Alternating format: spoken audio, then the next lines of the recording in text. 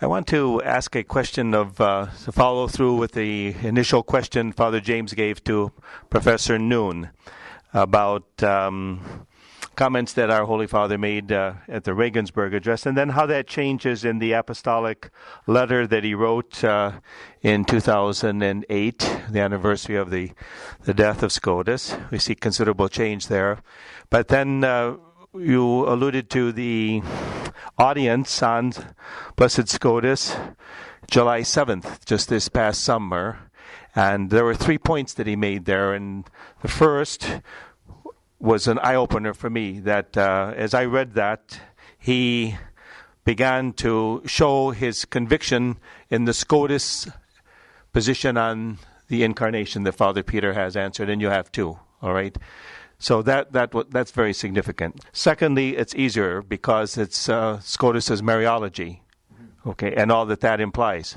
The third question, though, is quite a challenge. I think it's a challenge to us, and it's probably an appropriate time to present it. Not that we'll find an answer in this panel, but it's an appropriate question, I believe. It's the challenge that the Holy Father gives us about engaging the sensitive issue, and he uses that word purposely, the sensitive issue of our times, liberty, in relation to the will and intellect.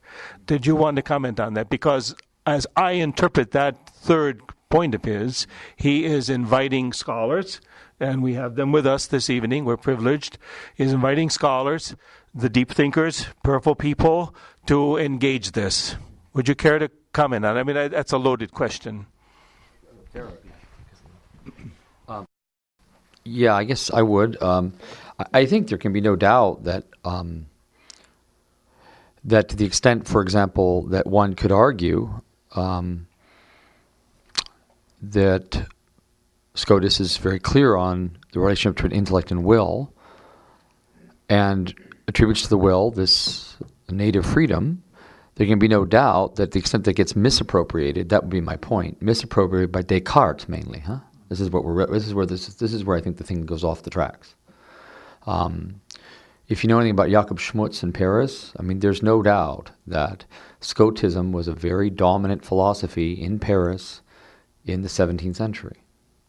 One of the most prominent Cartesian scholars here in the United States has a whole essay on this, and a collection of essays on Descartes.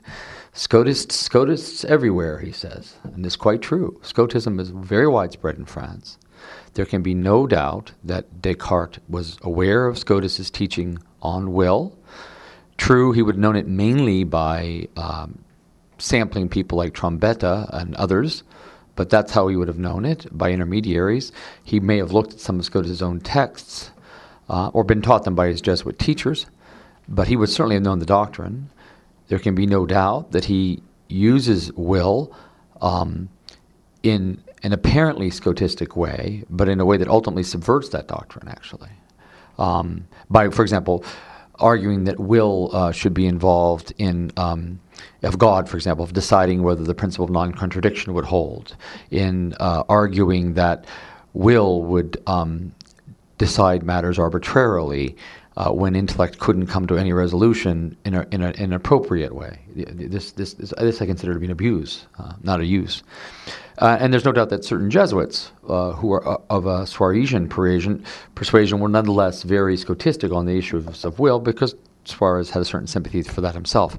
So adding all this up, my point is, when the Holy Father is talking about inappropriate doctrines of subjectivism and voluntarism, that story really gets started in the modern version of it in people like Descartes, and then of course gets continued and modified through the modern philosophical tradition into Kant, and that's when you get this is when you get this disruption between insights into the good and freely following what's good, and this is where I think a dichotomy, an unnecessary dichotomy, gets started. That's my view, and that in the subjectivism of modern life, there can be no doubt that that had a negative impact in many ways.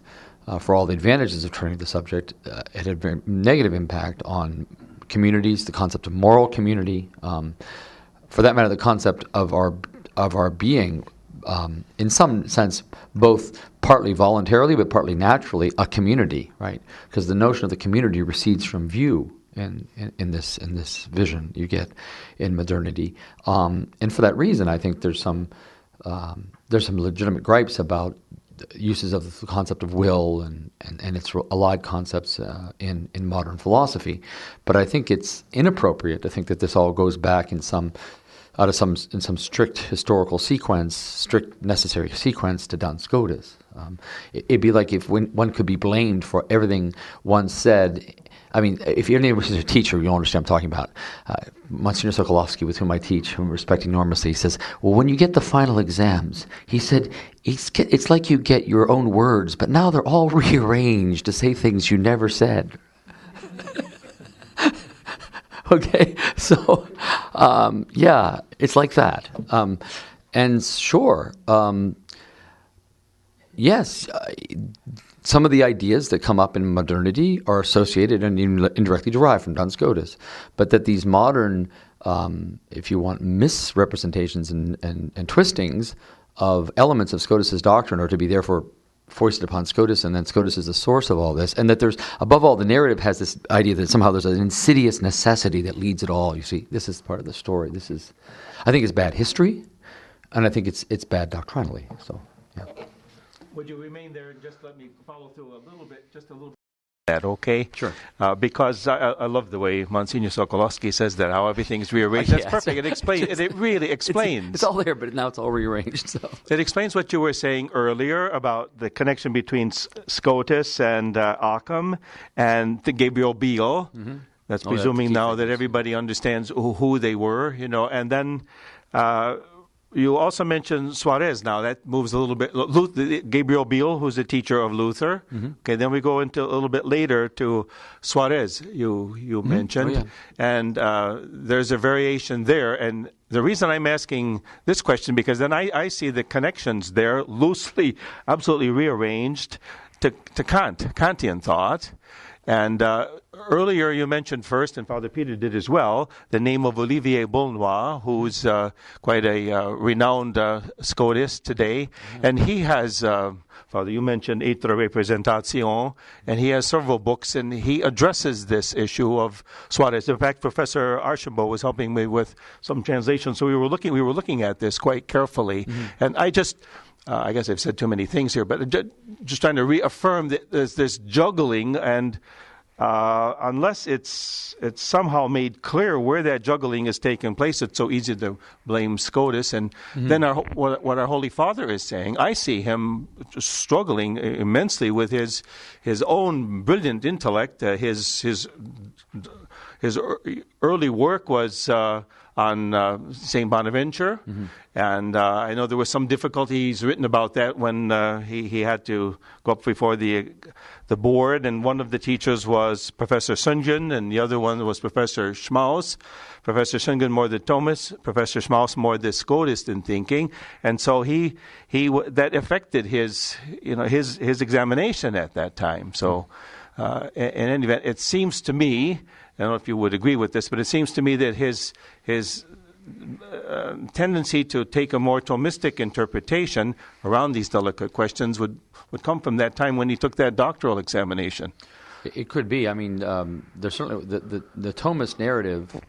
I was telling at dinner, one of the things I respect the most about Professor Gilson, for example, was his ability not to be seduced by the standard narrative where Scotus is the bad guy all the time.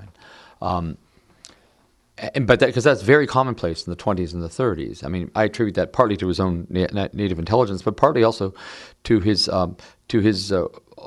very firm sense that you should always try to interpret a thinker in his own terms. Good historical methodology. So, yeah, I mean, I do think that one can easily be deceived, put it that way, about these things because. And making a very broad comment that I think everyone should keep in mind, let's look at something very basic.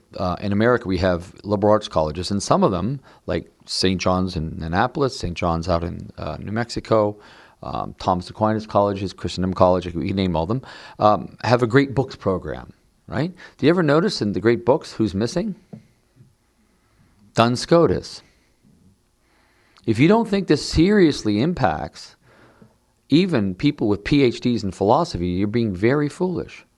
When they get Descartes in their right hand, and the last medieval philosopher they know of is Thomas Aquinas, then it looks to them like there's been some terrible change, and where did this all come from? And of course, then they read Scotus and they think, oh, he's the guy. See, he's the medieval Descartes, and this is where, oh, no, right. Rather than seeing and knowing the history of late scholastic philosophy, which isn't all bad. I mean, this is another part of the myth, right? That all late scholastic philosophy is bad. It's not. And in particular philosophical issues, some of the late scholasticism is brilliant, and Scotism in particular, in the 17th century, I think, is one of its high points in the whole tradition. So it's kind of ironic and in some ways perverse that modern philosophy should have supplanted it so quickly, because it was actually, especially in places like Spain, Portugal, and then of course in the colonies, especially Peru, it was at its high point, just as modern philosophy came in and ultimately supplanted it. So yeah, I mean, my view is that a lot of historical learning here and more reading and translating of texts from late scholasticism would make this evident to all, so people would no longer be so inclined to accept the standard neo-scholastic narrative, I call it. But I mean, you could debate about whether it should be, maybe you could say neo-Thomist narrative, but certainly neo-scholastic narrative. I'll make just a brief follow-up on that, and then I hope there are a couple of other questions, but I don't want to lose this. Last week I had the privilege to listen to a lecture on Kant at Catholic University in the philosophy department, and Paul Geyer, who's a distinguished author who's written several Cambridge studies on Kantian thought, gave a brilliant lecture on there was no question, and I had the opportunity to ask about Scotus. I purposely wanted to see what he thought, whether his reading of Kant would have found roots in Kantian thought in Scotus. Deliberately asked that question, and not to be unkind, it's a very fair question. And what I was very surprised, and this is, I say this with great love and respect, his comment was, and with absolute integrity, that, well, he studied the ancients, and his talk was excellent with the ancients, and his talk was excellent, I thought, about Kant. But he basically said, I really didn't study the medievals. I don't know anything about the medievals. How can you write books then and not know anything about the medievals? This is the point you're making. How can you say you have a PhD in philosophy and know nothing, or have a great books program and know nothing about Scotus? Sister Mary Beth. Okay. You've been teaching for years. Two comments. I just want to add 2 comments to what Tim said, and to directly come back to your first question about what Benedict has challenged the tradition to do. I really think in my reading of Scotus challenges us to think about rationality differently. And I think today in our, and maybe it's the legacy of the Enlightenment, the legacy of modernity, we tend to think about rationality only in terms of the intellect. And that, I think, is an impoverished view of the human person and the activities of the human person. That was my point, and I'm going to elaborate more on this in my talk tomorrow. The second thing is we need to keep in mind that Scotus used the conceptual categories of his time, as we all do. And the main conceptual categories that he made use of were the intellect and the will as the 2 faculties of the soul. He was clearly uncomfortable with using them as separate things and only solved his own problem by calling them formally distinct. He didn't get away from them, he used them, but he made them formally distinct, which means they're not separate in reality. And as Occam will say after Scotus, the intellect is another way of saying the human person in the activity of knowing, and the will is another way of saying the human person in the activity of loving and choosing. In contrast, just kind of bring it out a little bit more clearly, for Aquinas, the intellect and the will are really distinct. They are distinct from each other, they're distinct from the soul. So I think there we see Scotus uncomfortable with the conceptual framework he'd inherited. It was the only language he knew to use to work with these issues. He used it. He tried to nuance it a little bit. But I think, for me, what it all comes down to is, what does it mean for us to think about rationality? And I think that's what Benedict is challenging the tradition to do, to reframe how we understand what it means to be rational. And I think Scotus can help us do that.